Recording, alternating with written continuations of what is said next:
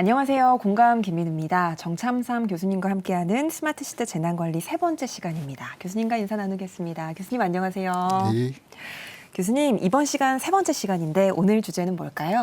오늘은 이제 스마트 시대 재난 관리에 대해서 조금 이야기를 해보려고 합니다. 네, 우리가 재난관리에 대한 이야기를 쭉 이어가고 있는데 스마트 시대의 재난관리, 구체적으로 어떤 내용인가요? 그렇습니다. 요즘 보면은 이제 뭐 인공 AI라든가 뭐 챗 GPT, 4차 산업혁명 뭐 이런 맞아요. 얘기들을 많이 하고 있는데 정작 우리 재난 관리는 그러면 스마트하냐라고 생각해 볼 때 아닌 경우가 많아요. 예를 들어 보면 많은 분들이 제일 좀 싫어하시는 게 재난 문자죠. 꺼버리는 분들도 네, 있다고. 꺼버리는 분도 많고 수신 거부도 많고 뭐 사실 텍스트 위주로 그냥 재난 정보가 오다 보니까 피로감만 누적되는 거죠. 근데 이제 그거는 이제 제가 볼 땐 과도기라고 생각을 합니다. 네. 왜 그러냐면 우리나라가 전 세계에서 최초로 그러니까 재난 통신망을 구축한 나라예요. 아, 최초예요? 그렇죠. 그렇죠. 뭐 우리가 보면 민간 사업자들 있지 않습니까? 뭐 SK, KT, 뭐 네. U+ 이런 것들 있지만 최초로 이제 재난 그 통신망을 완성했죠. 그리고 이제 보면은 이제 문자 서비스도 이런 텍스트 위주가 아니고 이제는 앞으로는 시각화된 정보들을 줄 필요가 있고요. 그다음 또 우리가 LBS라 그래가지고 그 지역에 있지 않는 사람들은 굳이 받을 필요가 없는 정보들을 그냥 무작위로 맞아요. 뿌리는 것들은 요즘 많이 줄였습니다. 많이 줄이긴 했지만은 그 조닝을 좀 더 구체화할 필요가 있다라고 생각을 하고 있습니다. 그래서 그런 것들이 이제는 계속 이제 보편화될 거라고 저는 생각을 하고요. 그 다음에는 우리나라가 굉장히 좀 대단한 나라라는 건 뭐냐면 빅데이터를 그리고 인공지능을 완성하기 위해서 가장 중요한 것들이 통신망입니다. 왜냐하면 빅데이터가 왔다 갔다 할 수 있는 고속도로가 우리가 5G라고 하는 통신망이잖아요. 통신망이 없이는 빅데이터 시대가 안 되고 빅데이터가 없이는 인공지능이 안 되는 거죠. 근데 우리는 이 세 가지를 거의 동시에 갖추고 있는 나라죠. 그러다 보니까는 재난 정보들도 이것들이 같이 똑같은 체계를 가고 있는 거죠.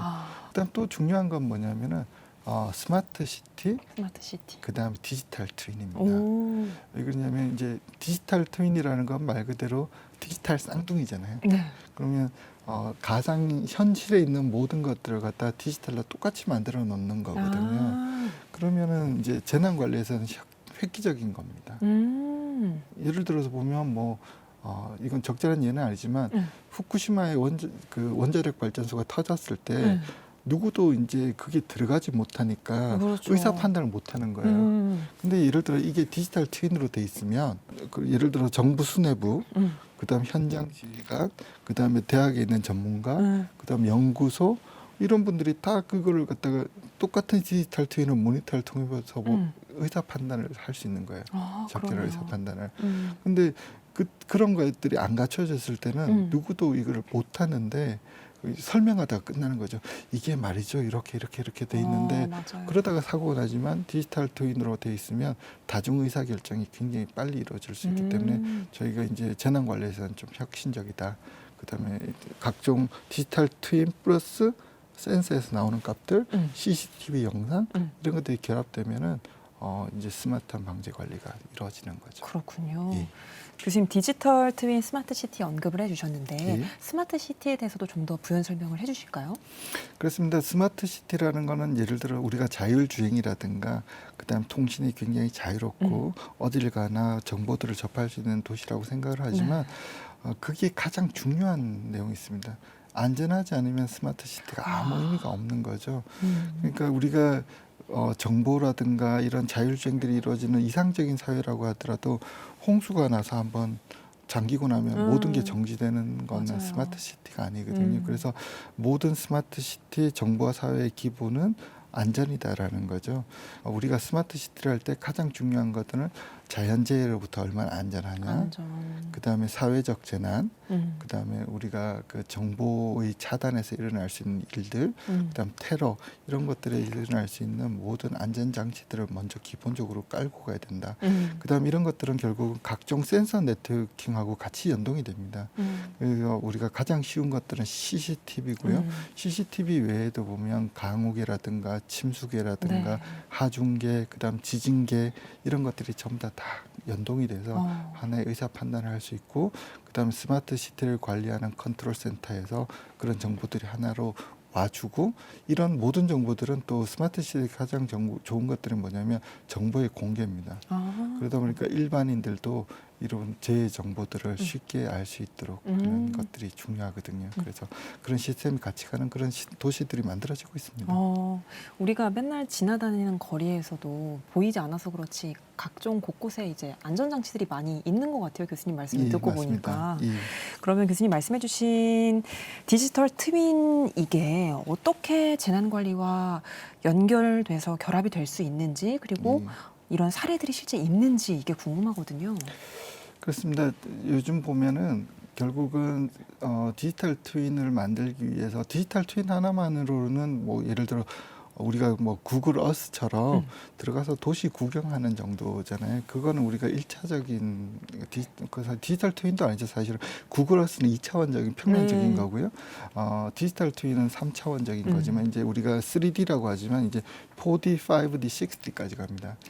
그 얘기는 뭐냐면은 거기에 건물을 3차원적으로 보여주고 그 재질이 어떻게 돼 있는지, 그다음에 그 안에 내부 관들은 어떻게 돼 있는지, 그다음에 거주하는 사람은 몇 명이 있는지, 취약계층은 있는지, 그다음에 또 이게 또 통신과 맞물려지면 그 안에 실제로 거주하는 사람은 왔다 갔다 하는 사람은 몇 명이 있는지 이런 정보들이 같이 연동이 되거든요.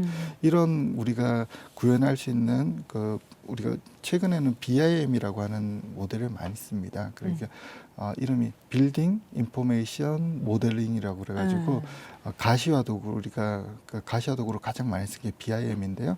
이 BIM이 뭐하고 결합되냐면 각종 센서들하고 그다음에 또 모델링 우리가 시뮬레이션 모델하고 같이 결합을 해요. 같이 결합을 하면은 재난이 실제로 일어나지 않더라도 예를 들어서 태풍이 와서 이렇게 되면 어떻게 돼? 라는 걸 시뮬레이션에서 보여줄 수가 있어요. 미리 그렇죠. 그럼 내가 뭘 해야 되겠다는 걸 알 수 있기 때문에 이런 것들이 디지털 트윈 기술과 연합될 때 굉장히 좀 효과적으로 활용될 수 있다라고 생각합니다.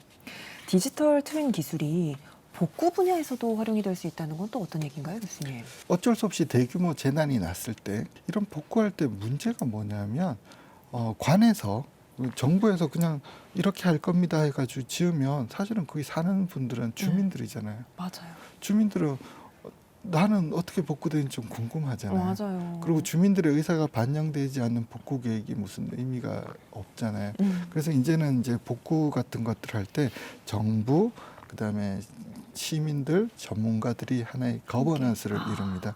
거버넌스를 이루는데 그럼 복구 계획을 어떻게 해야지 이야기를 할 수는 없잖아요. 우리가 그런데 이 디지털 트윈을 이용하면 가상의 세계를 만들어 볼 수 있어요. 그러네요. 네, 복구 이렇게 하면 어떻게 될까요? 하고 디지털 트윈에서 만들어 보는 거예요. 그러면 주민들, 정부, 그다음 전문가들이 볼 때는 어떤 게 좋아? 이렇게 얘기하는 거죠.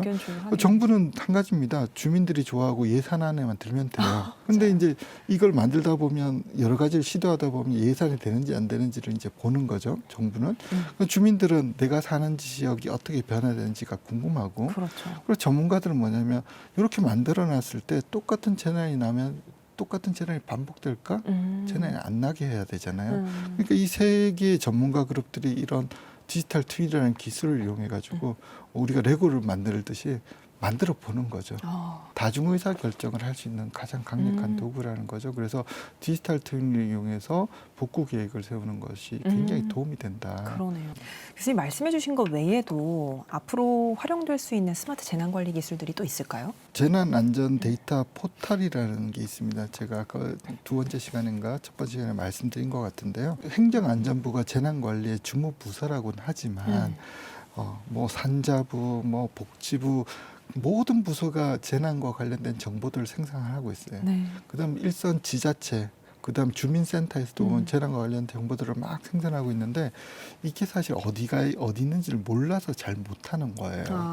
그래서 우리가 이태원 참사 같은 것들을 겪고 나 보니까 그 지역 그 피해자들이 어느 지역에 분포돼 있고 어떻게 연락을 해야 되고 이런 것들이 다 궁금한데 그런 걸 찾아내는데 시간이 너무 걸리는 거예요. 그래서 이제 재난안전 데이터 포털이라는 걸 만들기 시작했어요. 그래서 이 저도 깜짝 놀랐는데 저 그러니까 자문위원으로 이제 계속 정책 자문하면서 보는데 제가 생각했던 규모 이상으로 방대한 시스템입니다. 데이터베이스입니다. 근데 이게 좋은 이유는 뭐냐면은 재난 관련 쪽은 정부 사이트도 있지만 민간 사이트도 있습니다. 왜냐하면은 재난 관리를 통해서 회사를 창업하고자 하는 사람들도 많이 있거든요. 그래요? 예, 그렇죠. 일본에서는 굉장히 보편화돼 있거든요. 왜냐하면 일본은 재난이 많이 나기 때문에 재난 생활 예를 들어 마스크 판매 회사, 그다음에 재난 났을 때 물 파는 회사, 일본에는 그런 데도 있어요. 3년 동안 물이 안 썩는 물들, 10년 동안 안 썩는 물이 있어요. 그 재난 났을 때 집에다가 갖다 놓으면 이 재난 용품들을 많이 팔거든요. 그래서 우리가 재난 관련해서 시스템을 만드는 회사가 있으면 로 데이터가 없기 때문에 사업을 못했는데 이런 재난 안전 데이터 포털을 만들어 놓으면 민간 사업자들이 굉장히 많이 들어가서 새로운 아이디어를 통해서 회사를 창업할 수 있어요. 그럴 수 있겠네요. 네, 그래서 이렇게 되면은 큰 도움이 될 것 같고요.